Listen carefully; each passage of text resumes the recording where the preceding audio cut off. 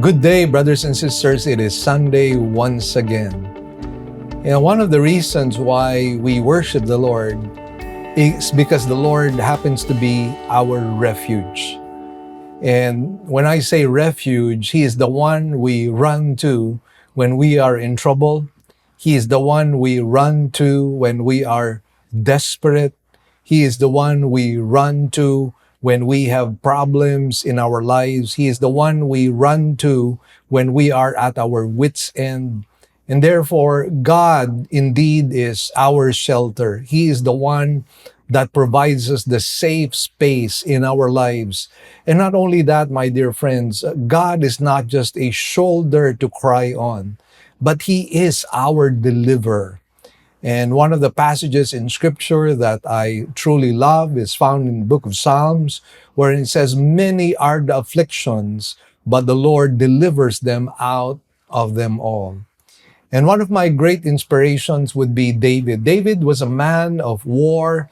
And, being a man of war, I really have no understanding. And I'm talking about a real life experience of being at war, because my father was a guerrilla in World War II, and he has this scar that he has in his leg because of a shrapnel wound that he has, and he is the one who had experienced what real wars were all about. And I hear about so many people talking about the horrors of World War II. And David was a man of war. And you know what? In the many battles that he had faced, he was always looking up to God to be his refuge, to be his deliverer. And this is the reason why he won those battles. He won those battles not because he was great in ability or in war acumen. No, my dear friends. He won those wars because he was dependent on the Lord. Let me share to you Psalm 7. And it says here, "O Lord my God, in Thee I have taken refuge. Save me from all those who pursue me, and deliver me, lest He tear my soul like a lion, dragging me away while there is none to deliver." There you have it. Bible says, David said that, "O Lord my God, in Thee I have taken refuge." May we do that as well as we worship the Lord right now.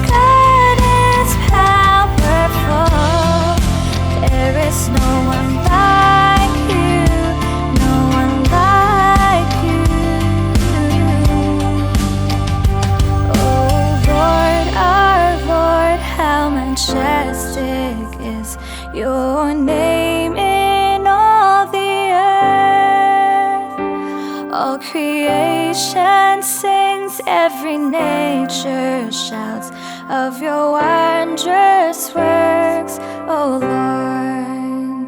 Oh, glory to our King. Oh, glory to our King.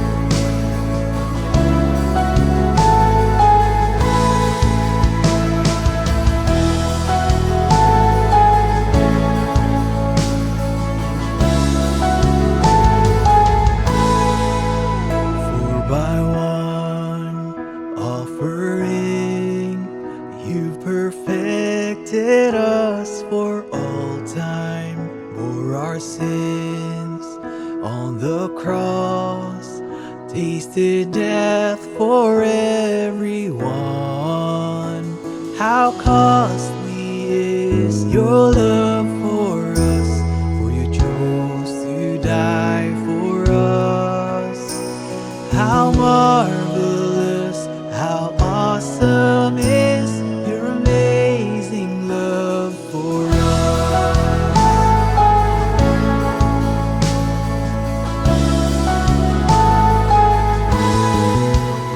Even though you are God, yet you took the form of man.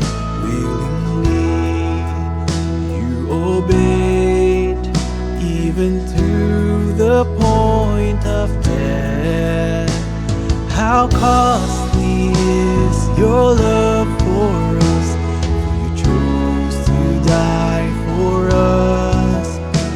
How marvelous, how awesome is your amazing love for us.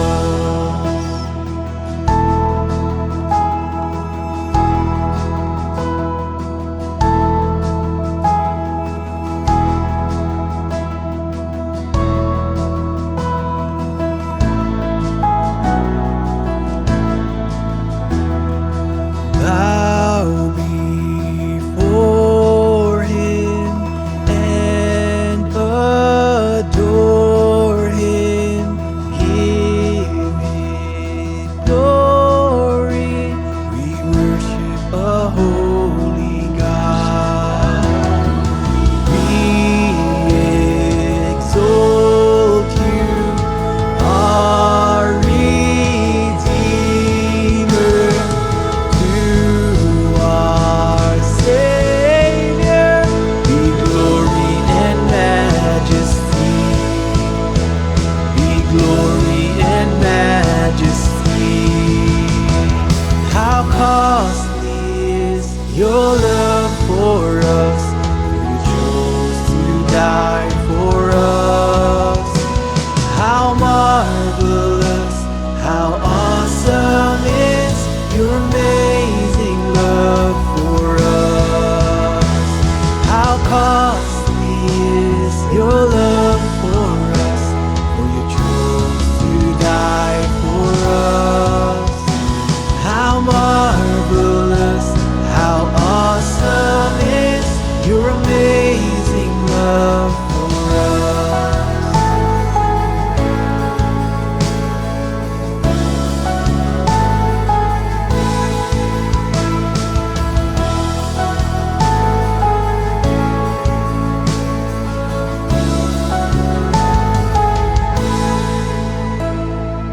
We exalt you, our Redeemer, to our Savior be glory and majesty. How costly is your love, how costly is your love.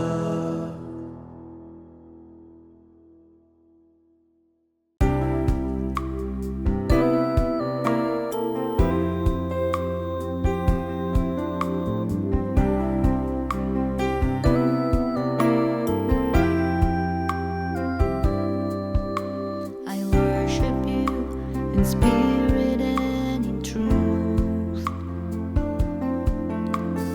Father, Son, and Holy Ghost. For you alone are worthy, are worthy. As the deer panteth for the water, so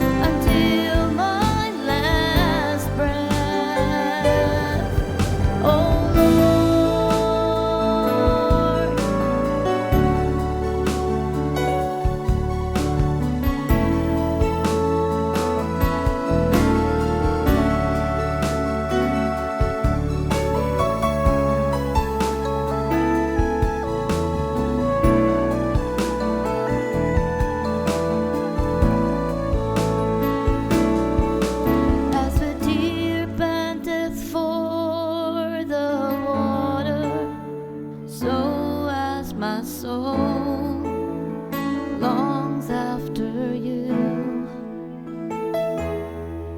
I will praise you forever and ever, all of my days, until my last breath. Oh Lord, I have come to praise you and lift up your name above all the earth. I will worship you forever and ever, all of my days, until my last breath. Oh Lord.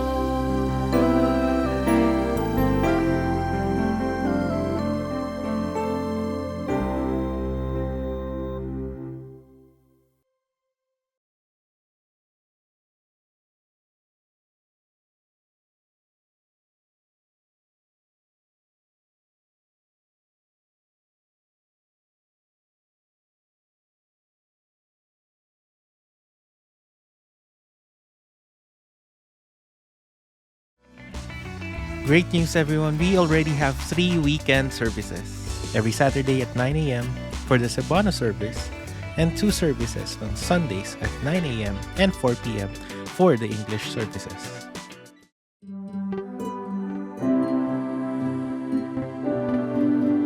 The title of today's sermon is Learning the Hard Way.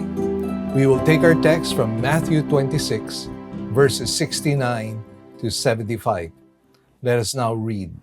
Now Peter was sitting outside in the courtyard, and a servant girl came to him and said, "You too were with Jesus the Galilean." But he denied it before them all, saying, "I do not know what you are talking about." When he had gone out to the gateway, another servant girl saw him and said to those who were there, "This man was with Jesus of Nazareth." And again he denied it with an oath, "I do not know the man." A little later, the bystanders came up and said to Peter, "Surely you too are one of them, for even the way you talk gives you away." Then he began to curse and swear, "I do not know the man." And immediately a rooster crowed.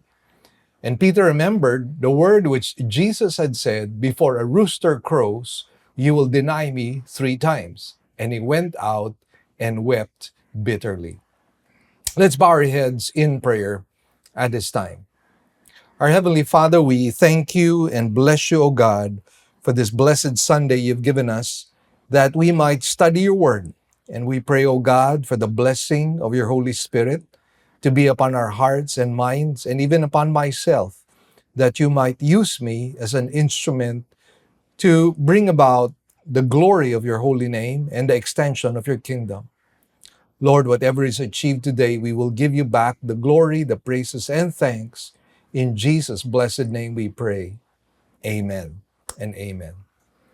The great inventor Charles F. Kettering suggested that we must learn to fail intelligently. He said, once you've failed, analyze the problem and find out why, because each failure is one more step leading up to the cathedral of success. The only time you don't want to fail is the last time you try. Now, Peter learned from his failure, and we discover from church history that he became a better person. In fact, we are told that he was crucified upside down. He was a martyr and never denied the Lord after this incident. And so, dear friends, indeed, he had learned his lesson well. Now, I just want to add that we do not have to fail to be able to learn lessons in life. We can actually learn from the mistakes of others. In this case, we can learn lessons from the failure of Peter.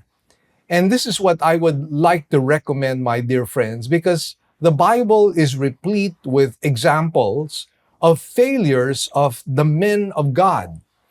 And as we look at their failures, we are able to see and trace back in Scripture the reason or the root reason why they have failed.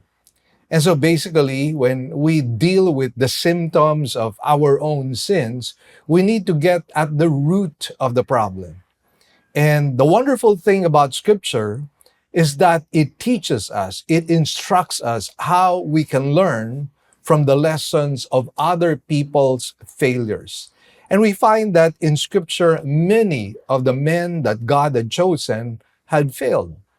Noah himself had failed. Remember that right after the flood, he had become drunk. In the case of Abraham, we find that he wavered in his faith together with Sarah. And that's the reason why Ishmael was born. We know that Moses likewise had failed because he disobeyed the instruction of the Lord. The Lord told him to merely speak to the stone. But in anger, what did he do? He struck the stone, thereby causing him entry, his not being able to enter, rather, into the land of Canaan. Then we also find the failure of Aaron, who, because of the pressure of the people, succumbed to them, and that is why he made idols that were worshipped by the people of Israel. Of course, we have the classic example of David, who did not go into war, and because he did not go into war, he fell into adultery with Bathsheba. And then you have other examples like Solomon. Solomon multiplied his wives, multiplied silver and gold, multiplied horses, things which kings in Israel were not supposed to do. And so, yes, dear friends, we have a bunch of so many examples that we can find in Scripture. Let us learn from them. And today, we would like to be able to learn from the failure of Peter. Now, in verses 69 to 74a, we find the three fails of Peter. And then in verses 74b to 75, we find Peter's recollection and realization. Now, as a background, let's find out what Peter had said or confessed to the Lord before the events that we find in the passage that we're about to study.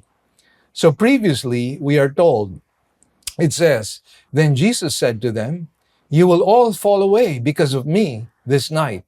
For it is written, I will strike down the shepherd, and the sheep of the flock shall be scattered. But after I have been raised, I will go ahead of you to Galilee.'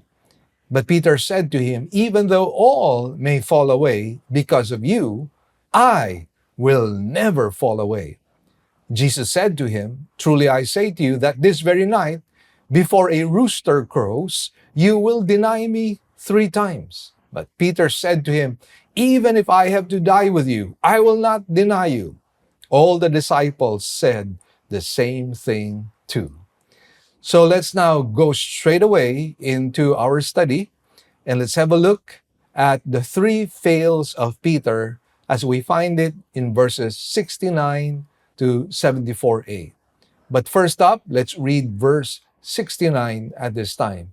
It says, "Now Peter was sitting outside in the courtyard, and a servant girl came to him and said, 'You too were with Jesus, the Galilean.'" So one servant girl was able to identify Peter as one of the followers of Jesus Christ. And who would not? Peter was always, quote unquote, starring in all the activities with Jesus Christ. When she said, "You too," it is a contrast emphasis in Greek, signifying the absolute certainty of this servant girl. She was so sure that she was not mistaken at all. And as I mentioned to you, Peter was one who always wanted to be in the limelight. And that is why you could be sure that he was standing beside the Lord Jesus Christ all the time. He really wanted to become a hero in the face of so many people. Now, this lady said, "You too were with Jesus the Galilean." Now, I'd like you to know that Galilean was usually used as an epithet of derision by citizens of Jerusalem who felt themselves superior to their less sophisticated neighbors to the north. In other words, they were really saying, we are the city people. This is the capital city of Israel, the religious as well as the political capital. And you in Galilee, you are in the north. You are province people. You are rural people. And that is why to say Galilean is to refer to someone as to suggest he was backward and unprogressive. And I believe that this is probably one of the factors why many people from Jerusalem did not accept Jesus Christ. You see, the people in Jerusalem had this superiority complex. And again, it was because they were the religious and political capital. All the well-known rabbis trained their mentees in Jerusalem. So all the education that you will find in terms of rabbinical studies was found in Jerusalem. And so because of this, they really felt superior. And again, you could just imagine when Jesus came into the scene, perhaps the people in Jerusalem were saying, who is this Galilean to lecture us? We are the ones who are in the know. We are the ones who have been trained by the best rabbis. We are the ones who are truly educated. Who is this man? He did not even place himself under the teaching of a well-known rabbi. Who is he to lecture us? So my dear friends, that factors in their rejection of the Lord Jesus Christ. But anyway, let's go back to the main story. And this is a story about Peter's failure. And verse 70 reads, but he, referring to Peter, denied it before them all, saying, I do not know what you are talking about. Now, herein is Peter's first denial. Remember what the Lord Jesus Christ said, you will deny me 3 times. So, one of the things that we have to remind ourselves in this denial is that Peter was not a new believer. Let us again just go back and understand that he was a veteran of 3 years who had intensive discipleship with the Lord Jesus Christ and was considered as one of the pillars of the Lord's group. Now think about this. Who is the best mentor in the entire universe, in the whole of the history of the world? I believe there's no one greater than the Lord Jesus Christ. And therefore, to be under the Lord Jesus Christ was something that should have given great advantage to Peter. And obviously, he should have matured in the 3 years' time that he was being trained and mentored by the Lord Jesus Christ. Now, by the way, this tells us that a Christian does not have the assurance that he will not fail, even after so many years of discipleship and experience. You see, we have seen a lot of people who are really mature, in terms of their being veterans in the ministry, in terms of their seminary training. We would think that they would know better. And yet we find that they still fail. And that is why, my dear friends, years in the Lord or seminary training or doing a lot of ministry is never a guarantee that we will not fail. The Bible says, take heed if you think you stand, lest you fall. Now, by the way, Peter was not alone in this denial, in this cowardice. Elijah, if we go back to the Old Testament, was brave when he faced 850 prophets of Baal and Asherah. But later on, guess what? He ran for his life because of the fear of one woman. And we're talking about Jezebel. So isn't that quite intriguing? You can face 850 false prophets, but in the face of one woman, Jezebel, you were so scared. Elijah ran away from her. And that is why, dear friends, let us not look at ourselves as the source of strength, as the source of faithfulness. You and I need to understand that one of the reasons for Peter's failure is his self-adequacy and his self-righteousness. And friends, if there's one thing we have to learn, we must only depend on the Lord and not on ourselves, not on anything else. And dear friends, while we might see Peter as a failure here, let's not just point an accusing finger at him, because let's admit it, we also deny the Lord at times in so many ways. Sometimes in the midst of our friends, sometimes because of peer pressure, sometimes because of difficult times and adversities. Don't we deny the Lord at times? And so while we see Peter here as a great example of failure, let us not look at ourselves as spotless and people who have never failed the Lord. My dear friends, just like Peter, we have failed the Lord. And what gets us restored is our confession. And when we confess our sins, the Bible says He is faithful and just to forgive us and cleanse us of all unrighteousness. Now, moving on in verse 71, it says, when he had gone out to the gateway, another servant girl saw him and said to those who were there, this man was with Jesus of Nazareth. What happened was Peter went out from the bright light of the fire to the dark area in the gateway. And yet, he was still recognizable. Another servant girl recognized Peter and announced that he was with Jesus. By the way, the word another is a focus emphasis in Greek for us to note that Peter was a recognizable person in the company of Jesus. Again, this should not surprise us because he was always at the forefront. He was always in the limelight. He was always standing with the Lord Jesus Christ. He was the one who was perennially, perpetually asking questions. He was the impulsive one. And so, yes, dear friends, this should not surprise us at all that he was probably the most recognizable face among the disciples of the Lord Jesus Christ. Now, in verse 72, what does it say here? And again, he denied it with an oath this time. And he said, I do not know the man. Now, this, by the way, is the second denial. And this time, his denial was accompanied with swearing before God.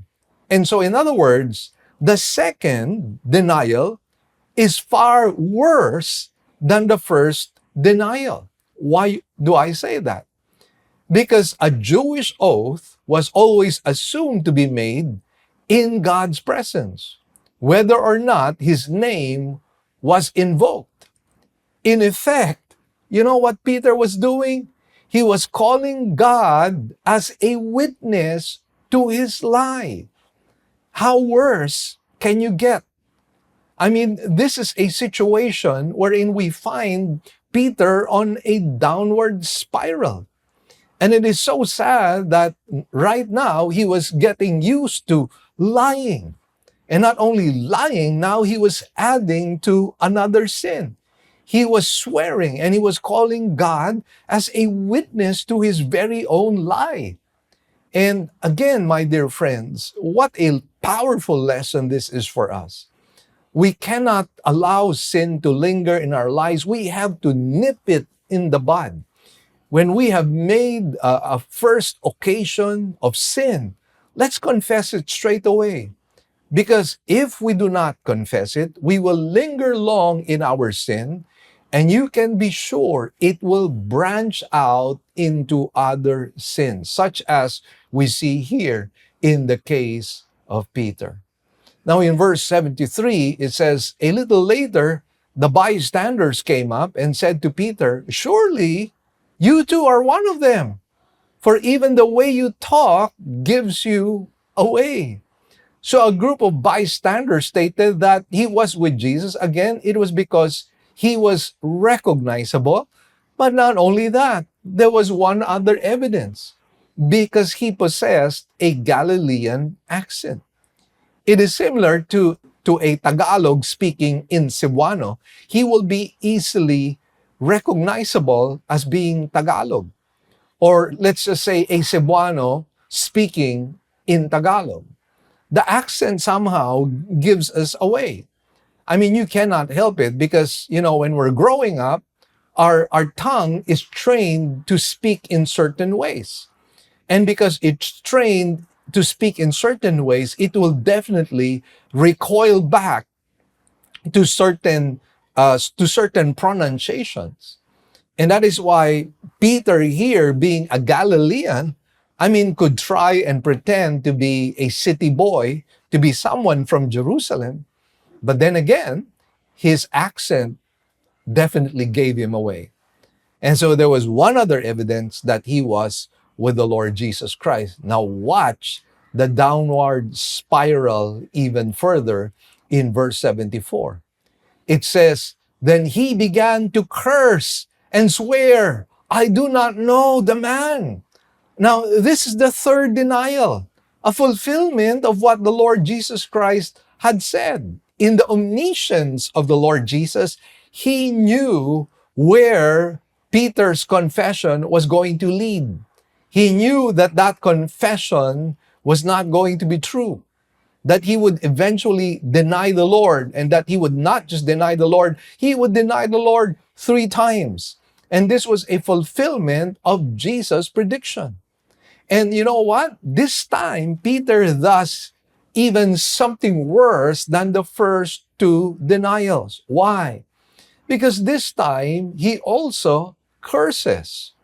Now, the word curse comes from the Greek word kataнаtematizo, which is a very strong term, that it involved pronouncing death upon oneself at the hand of God if one were lying. And perhaps the most serious taking of the Lord's name in vain that is conceivable, Peter said in essence, "May God kill and damn me if I am not speaking the truth." Oh, my dear friends, it gets worse. And this is exactly what I mentioned to you, that when sin occurs in your life, you need to nip it in the bud. Because if you don't nip it in the bud, you will get used to what you are doing.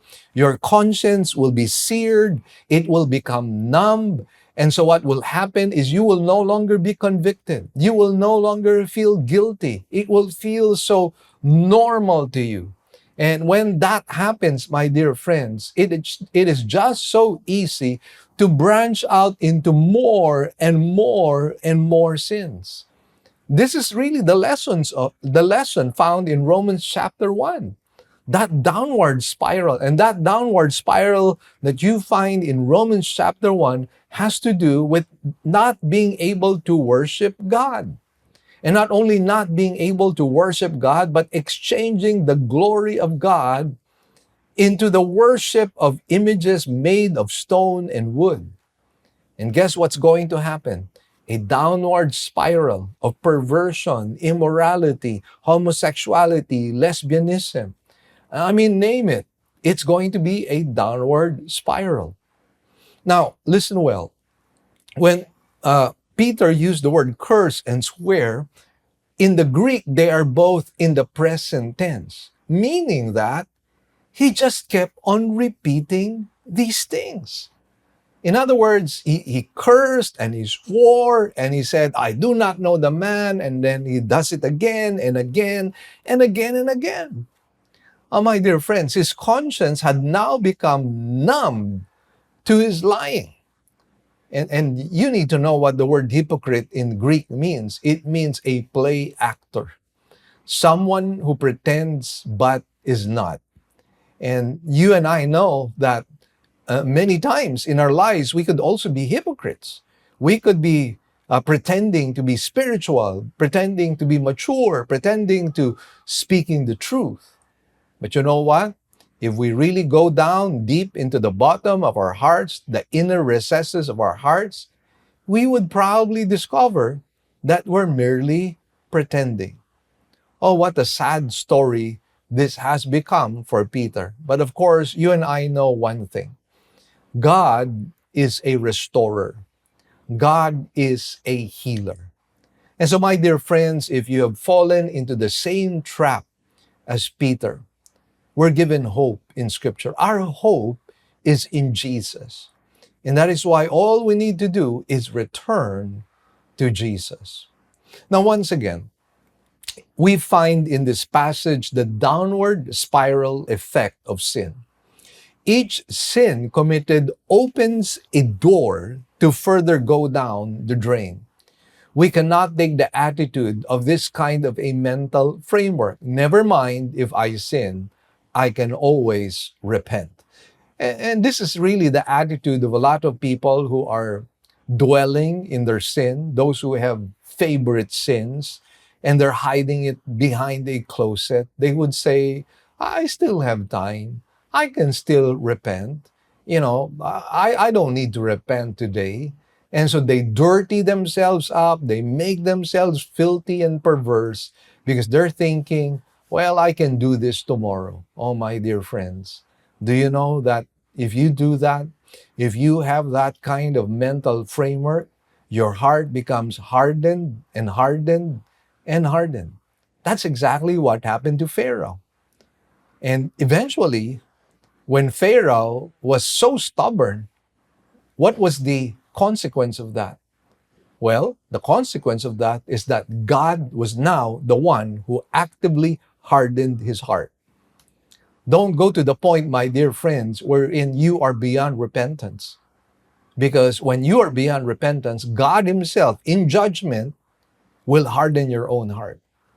And you don't want to be in that place. That is not a safe space at all. That is a dangerous place to be in. Now, although what we say is that although confession, my dear friends, and repentance is something that, we can always go back to, we have to understand that procrastination, the effect of sin in us, that it will be easier for us to do it the next time around, and it will even be worse than the first offense. In this we see, likewise, the progressive nature of sin. You see, sin, my dear friends, it grows. It multiplies. It exponentially multiplies. And that is why we cannot afford to linger long and procrastinate about our confession. Now, there is a lesson to be learned here, because sometimes we find ourselves also in this downward spiral of denying the Lord.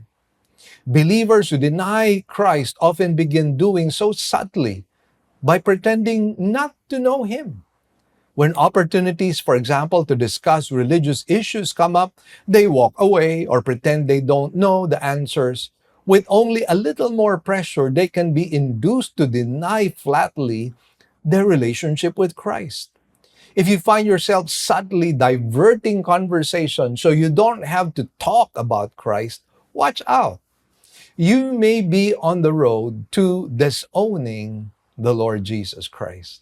Oh, my dear friends, don't be what I call as a James Bond Christian, an 007 Christian, a secret Christian, because that is not going to help your cause if your desire is to grow into spiritual maturity. Now, moving on, let us look at Peter's recollection and realization in verses 74b to verse 75. Now, watch what happened. Immediately after the third denial, a rooster crowed. The cock crowed to signal to Peter that he had failed to keep his promise to the Lord. The other Gospels, by the way, record for us that the Lord Jesus Christ looked at Peter. At the moment he made that third denial, Jesus locked eyes with Peter. And that must have truly devastated and shattered Peter. I recall in Edinburgh, Scotland, there stands what is called as Carlton Hill. And at the top is an unfinished structure began years ago by the city fathers. Patterned after the Parthenon in Athens, it was designed actually to stand above Edinburgh as a gleaming monument to its greatness. The high point was intended to be a modern day Acropolis, rivaling the beauty of ancient Greece. But the project was never completed because the city ran out of money. The half finished monument is now crumbling, and Carlton Hill is known as the city's disgrace. Oh, my dear friends, you do not want to have Peter's disgrace. Similarly, Peter did not complete his promise, and that proved his disgrace. Secondly, it only proved that Peter and every man, for that matter, even in his best intentions, even in his best version of himself, we will always fail the Lord. So the moral lesson here is to continually rely on the Lord for all things. Without reliance on the Lord, we cannot possibly succeed. My dear friends, cling on to the Lord. Fix your eyes on Jesus. Return to Him. Allow yourself to be uh, uh, planted into His roots. Abide in the vine. There is no other way, my dear friends. The Bible says there is nothing good that dwells in the flesh. And oftentimes, what do? We rely on our flesh. We rely on our own strength. We rely on our own power. Let's not do that. And so in verse 75, and Peter remembered the word which Jesus had said, before a rooster crows, you will deny me 3 times. And he went out and wept bitterly. Peter then, at this time, remembered the word of prophecy given by the Lord. The word remembered, by the way, is a focus emphasis, and said is a Greek perfect, which means that there was a vivid flashback to the Lord's prediction of his denial, which made him feel extremely guilty. I mean, this happens to a lot of people. After they have sinned and there are certain realizations, everything just flashes back. And that's exactly what we find here. Incidentally, we are told that Jesus locked eyes with Peter at this time. In Luke 22, verse 61, it says, the Lord turned and looked at Peter, and Peter remembered the word of the Lord, how he had told him, before a rooster crows today, you will deny me 3 times. And we visited WOHL Museum in Jerusalem, which is said to be the home of Caiaphas. And we are told that this denial happened in the home of Caiaphas. Now, what we discovered in the WOHL Museum is that archaeology has uncovered what appeared to be the remains of Caiaphas' body and his house. This is where Jesus would have been on trial in Luke 22. Archaeology has also uncovered a space of great significance to our story in Luke chapter 22, a courtyard.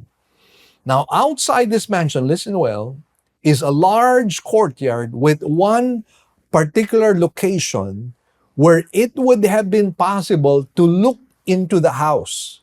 So while the trial was ongoing, there was a spot where Peter could actually peep and look at where Jesus was being tried. Now think about this. As he looked, and then he denied the Lord, and then there was a third crowing of the rooster, and Jesus looking at him, they locked eyes with each other. Can you imagine the impact of that moment? Can you imagine the guilt that took place in Peter's heart?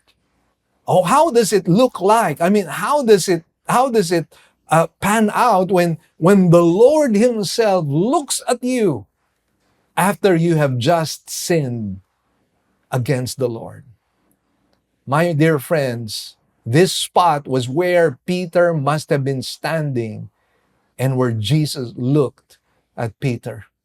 Oh, that must have been a devastating moment in the life of Peter. And that is why we are told that he wept bitterly. It makes us see, of course, the good side of Peter, at least, the repentance. Wept bitterly is a contrast emphasis, meaning he was bawling out his heart to God in great shame for his denials. There is a legend even that goes that Peter would always weep whenever he would hear a cock crow. I mean, if this is true, I mean, I can understand. I can understand the feeling. I mean, just try to imagine. None of us have ever locked eyes with Jesus Christ because he is right now in heaven. But try to imagine if you were in the place of Peter and this is the Lord Jesus Christ and you lock eyes with him. Oh, my dear friends, what a devastating moment that would be. Peter recognized and acknowledged his sin, and he had sorrow for sin. This is the beginning for all restoration. Here we also see the difference between Peter and Judas. Judas had remorse, but Peter had repentance. True repentance includes not only a turning away from sin, but also a turning to God. And we know, my dear friends, that that is not what Judas had done. And I will be able to give space for more explanation on that in our next sermon. But for the meantime, I'm here just to tell you that Judas, rather, fell short of repentance, but not Peter. We have to understand again that repentance includes not only a turning away from sin, but also a turning to God. When there is repentance, God will just mend us again and give us a fresh start. As the Bible says, His mercies are new every morning. Well, the choice is this. We can learn the easy way if we have learned our lesson from Peter. On the other hand, we can learn the lesson the hard way if we follow the path of Peter's self-sufficiency, self-adequacy, pride, and arrogance. Oh, my dear friends, I hope and pray that you would like to do it the easy way and not the hard way. Because, like it or not, God will always be our teacher. And He will always teach us a lesson, either the easy way or the hard way. The choice is yours. Let's pray. Heavenly Father, we thank you and bless you for today. Thank you for our time, Lord, together. And we pray that the word will resonate in everyone's hearts and that we might truly be able to apply this to the glory of your holy name. In Jesus' name we pray. Amen and amen. God bless you, dear friends. Please do not forget to like our YouTube channel and our Facebook page. And not only like it, please subscribe and then share it to as many people as possible. We'd like to let the whole world know about God's Word. And there's no other way except to spread it around. And friends, by the way, we are on Nationwide TV and we are also on Nationwide Radio through FEBC. God bless you, dear friends. We'll see you again next week.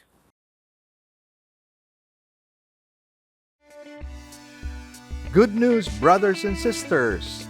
Our radio program will now be heard nationwide through FEBC radio stations.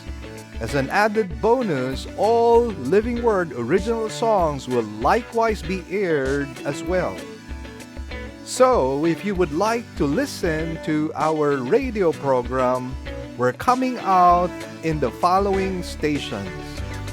702 DZAS AM, broadcasting from Pasig every Sunday, 11 a.m. to 11:30 in the morning. We're also coming out from 104.3 DWAY FM from Legazpi. This is also every Sunday from 10 to 10:30 in the morning. And for those of you in Tacloban, we're coming out from 97.5 DYFE FM every Monday from 11:30 in the morning to 12 p.m. For those of you in Zamboanga, we are coming out from our station in 1116 DXAS AM every Sunday from 11:30 to 12 p.m.